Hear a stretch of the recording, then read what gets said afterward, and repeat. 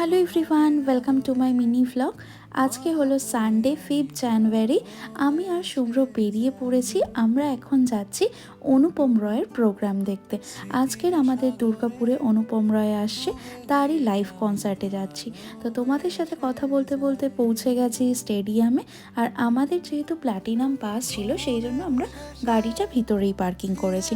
আমরা পৌঁছেছি ওই 6:40 নাগাদ। তখনও দেখলাম প্রোগ্রাম স্টার্ট হয়নি। কার্ডে তো লেখা ছিল 6টা থেকে প্রোগ্রাম হবে, বাট স্টার্ট হতে হতে ওই 7টা বেজে গেছিলো। ফার্স্টের দিকে একটু বোরিং লাগছিল, বাট তারপর যখন অনুপম রয় স্টেজে আসলো, জাস্ট কাঁপিয়ে দিল। গানগুলো তো অসাধারণ ছিল। আমরা একদম লাস্ট অবধিই ছিলাম। প্রোগ্রাম শেষ হলো ওই 10:30টার দিকে। আমরা 10:30 অবধিই ছিলাম। তো আমাদের সানডে ইভিনিংটা দারুণ কাটলো। কেমন লাগলো ভ্লগটা অবশ্যই কমেন্ট করে জানিও। ভালো লাগলে একটা লাইক করো। Thank you.